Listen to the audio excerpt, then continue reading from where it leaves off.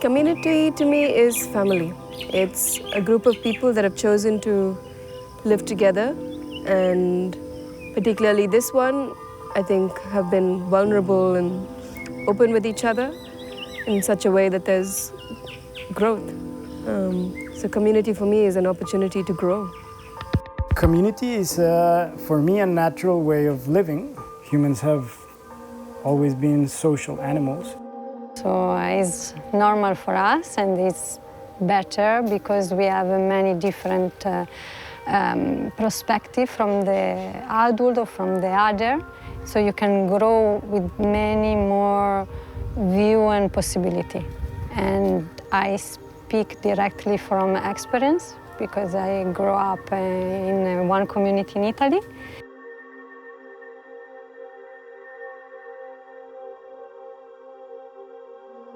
When we came to Auroville, we missed a little bit this feeling of family or like sangha, of community, but close people that you can count on and that you know well, and you can exchange and you can grow together.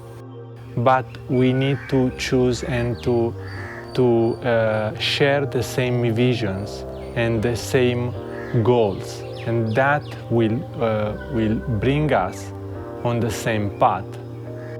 First of all, actually, I wanted to live a sustainable life and have like an organic farm, small like homestead with a family, and live very happily in the middle of nowhere.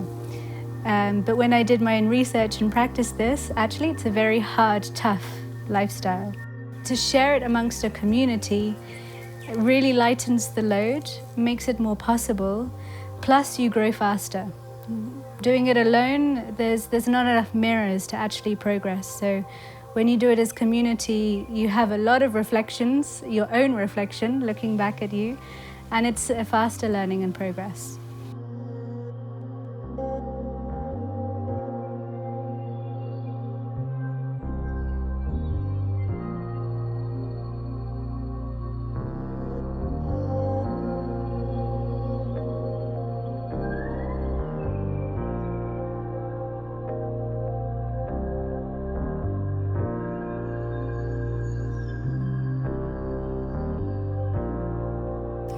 Well, Anitya is the first sort of community under the wider Joy of Impermanence project, and it was intended that this land that we are on right now would be this first community.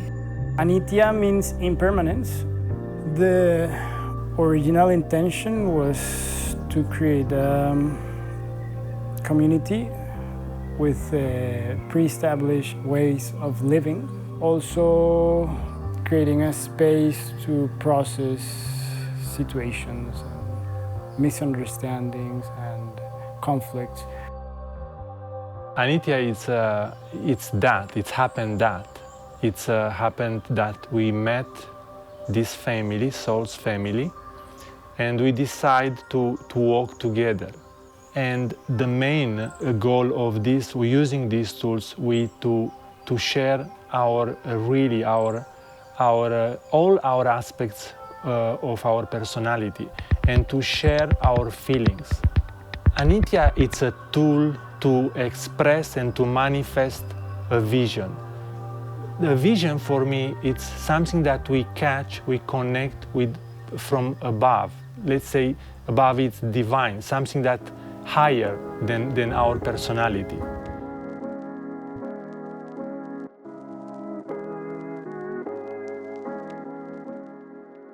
Some of Anitya's core values. It includes nonviolent communication, or at least finding the deeper spaces to have honest conversations with each other to progress. A lot of doing things ourselves as much as possible. Showcasing various experiments that are possible, whether it's in Auroville or outside, being open to them.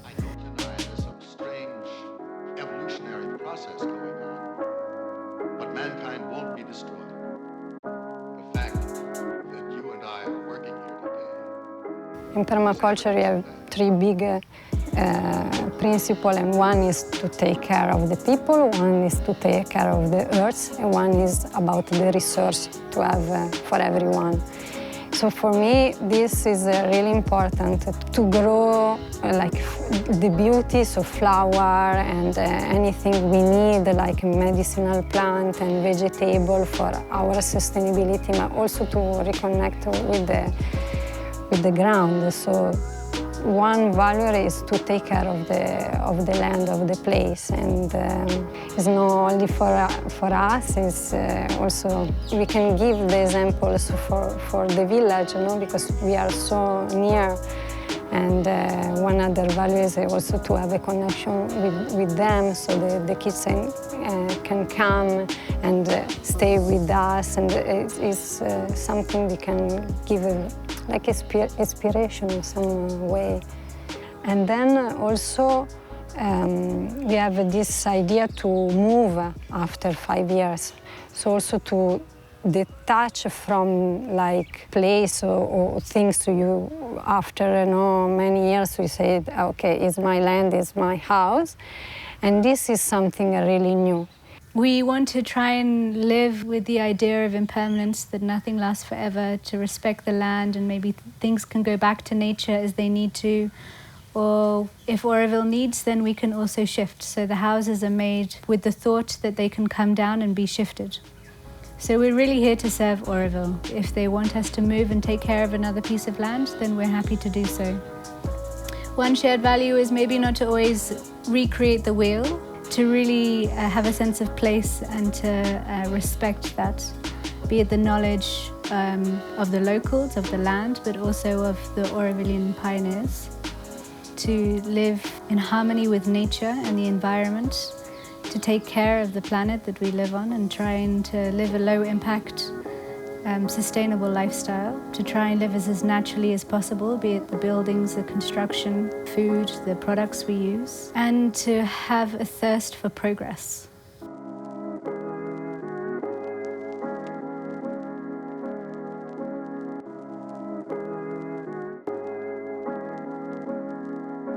I don't deny there's some strange evolutionary process going on, but mankind won't be destroyed.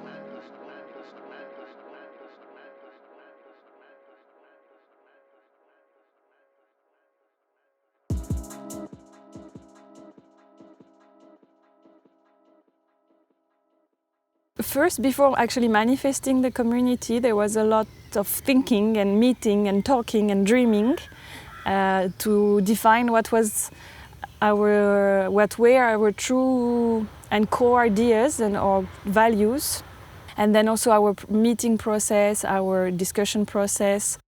Then grounding that dream to the reality, entering the bureaucracy of Auroville. So that was like, let's say, the second stage. Then we had to get some resources. So that took like 1.5 years. Then we were like fully into action. We had a deadline from the government of India to finish some assets, to use the opportunity of having some donation. So we had no time to lose. 1.5 years of hard work, physical work. We can call it karma yoga or yoga of action, digging, building under the sun. Well, as the community has progressed from that initial sort of very physical, tiring work to now we have settled, we have our homes, and there's no longer such a need for that kind of physical intensity. And now we have our own lives. You know, we don't spend 20, 30 hours a week together building the community. So we're now doing our own different things around Auroville, but not necessarily here in Anitya. So what does that mean? How do we still come together as a community when we don't have that joining us? So now we more consciously have put an effort to make sure we have meals together. We have 3 community lunches together. We come together for deeper sharings whenever there's a need, you know, every month or 2. And we have community meetings, and we do Saturday morning work together. So I think the human element has had this thread of adaptability, but also this thread of being really conscious that community means putting in the work, that the human element needs work. We cannot slack and expect that we're still a community. So it's every day putting in that effort.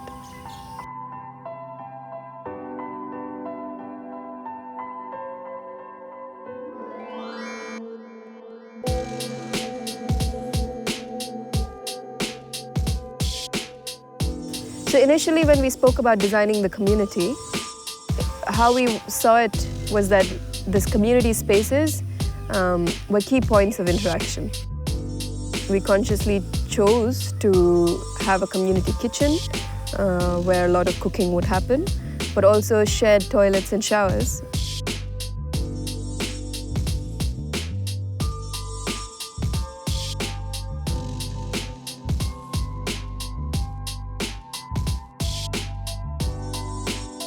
The community intended always that the movement of people, that our interactions would also be done in the spaces, but also in the spaces between the kitchen and the houses. For example, I have always a lot of conversations with people in between the toilet and my house. So I think just allowing for that movement, I think this has helped us tremendously.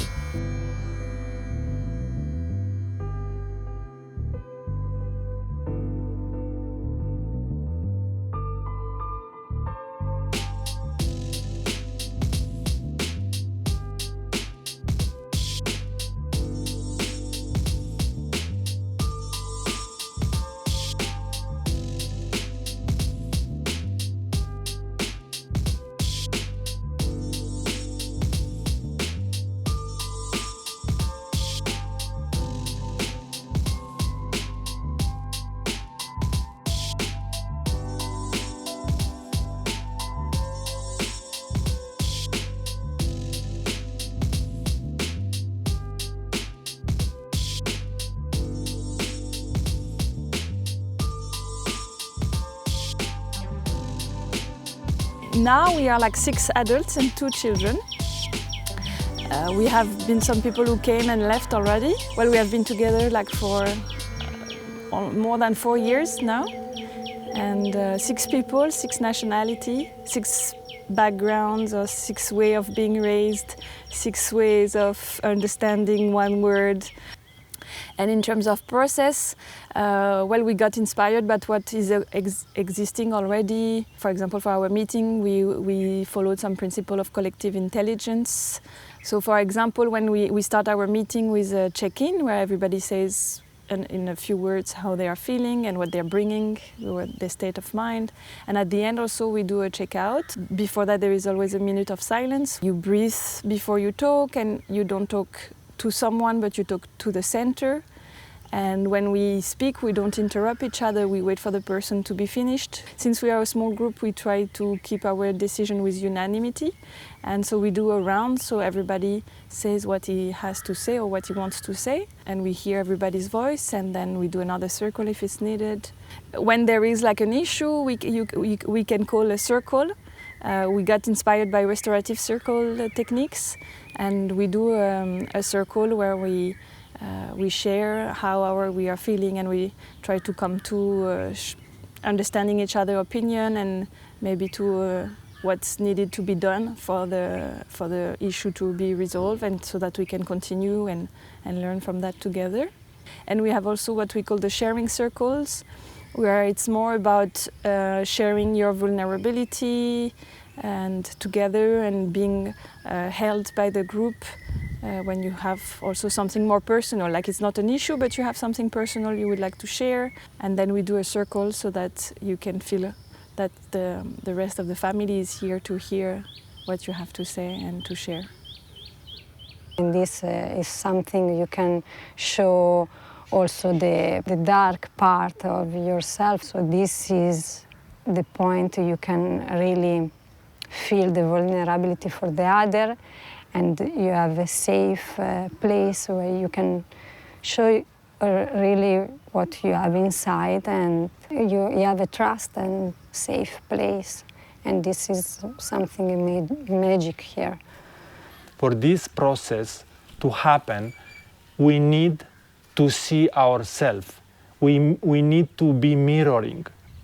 Going back to the integral integrality of the human being, the one that can build, the one that can study, the one that can use the physical body, the one that can use the mind and to use the emotion and to work on the emotions.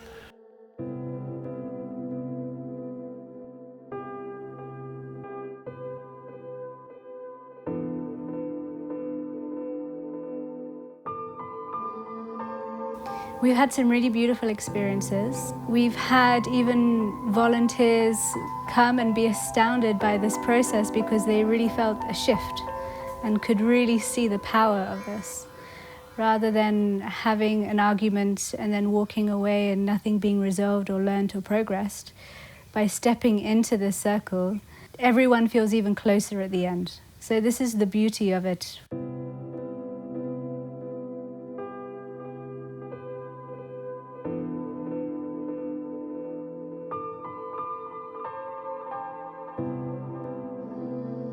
In Anitya, our circles, our meetings, our deep sharings, they become points of harvesting collective intelligence. Because always, I think the magic of this community has been that we come together, we have a particular issue, and then we throw it on the table and each of us says what we think about it without being attached to that particular thought or idea. And then as we go around, something really beautiful emerges that really we can't say, oh, it was all because of this person that the solution came to be. It was really something collective. And we are all in the same position, so all together, no?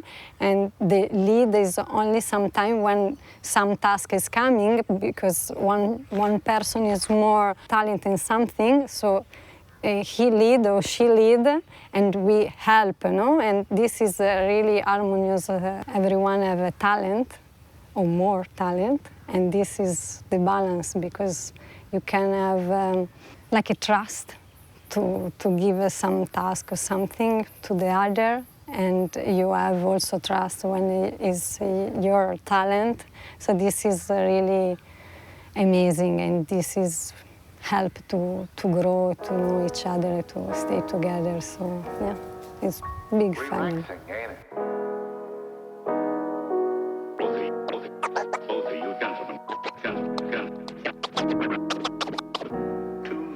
People watch me every night. You have an inferiority complex, haven't you?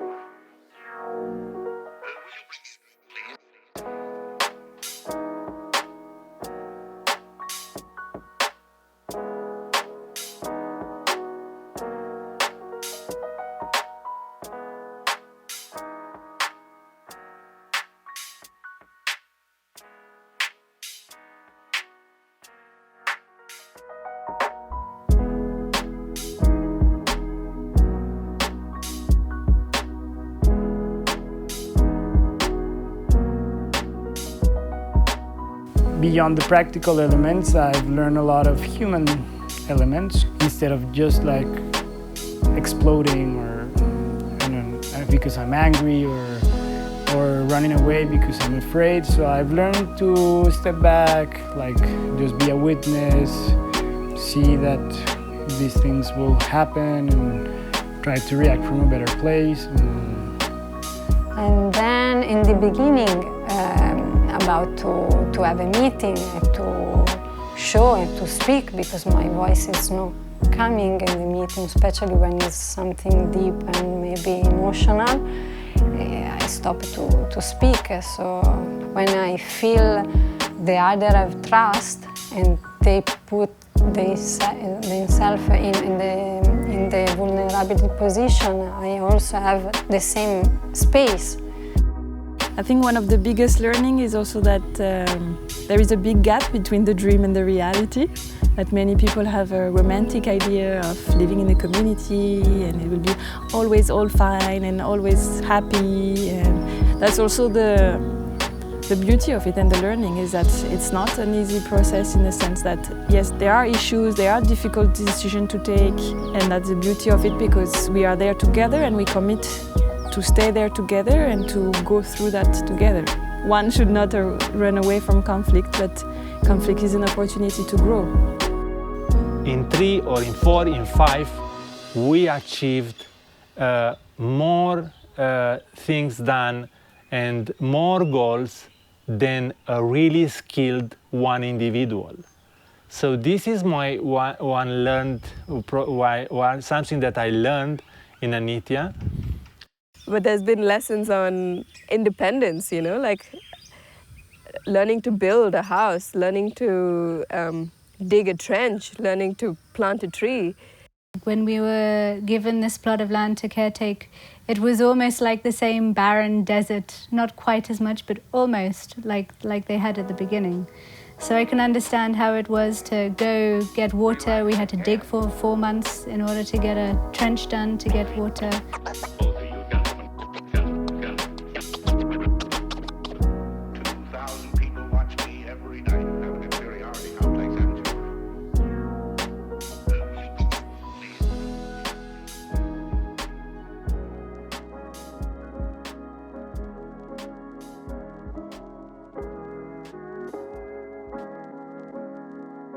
I don't deny there's some strange evolutionary process going on, but mankind won't be destroyed.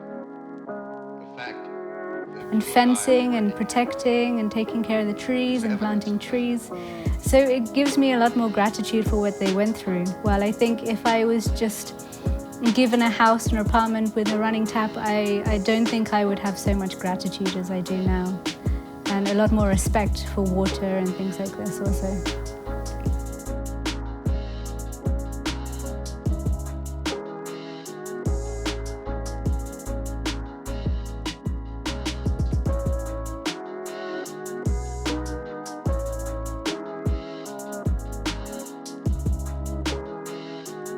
We managed what many failed in establishing a very harmonious connection with the villagers. We linked Tamarai with the bioregion, a land that was in risk of encroachment. Water was being wasted with all the topsoil, so we work with water conservation. So I think we're already doing a lot. And also bringing like a new type of energy kind of to the town development and to the community.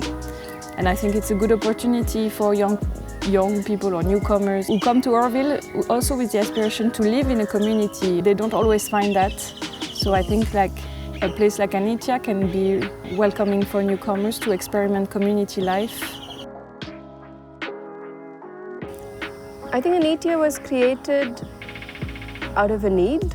One, for us, this group of people who really wanted to live in community in such a way that we chose who we lived with. It was created out of this need to want to have a chance to experiment and build things ourselves rather than just be given spaces that have already been built for us. It started out of this need to somehow feel the sense of pioneering that we hear so much about in Auroville but don't really have a lived experience of it. I think it came out of Auroville's need for communities with impermanent buildings, built with light materials, but also to protect lands that are in danger of encroachment. So I think it was a confluence of many needs, really. Anitya, it's a kind of genuine response of what is Auroville. So a kind of promemoria, a kind of reminder, you know, a go back to the origin of Auroville.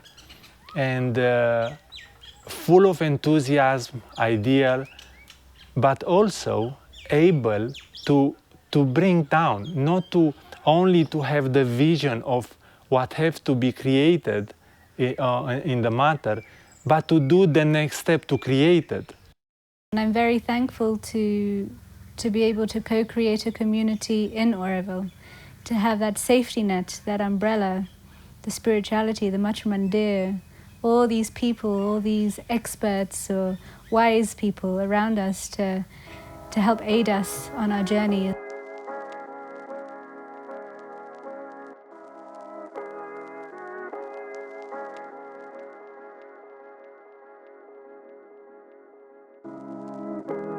I think the human unity is this, that people come together for an aspiration that is the same, but they are so different. They come from so different backgrounds, countries.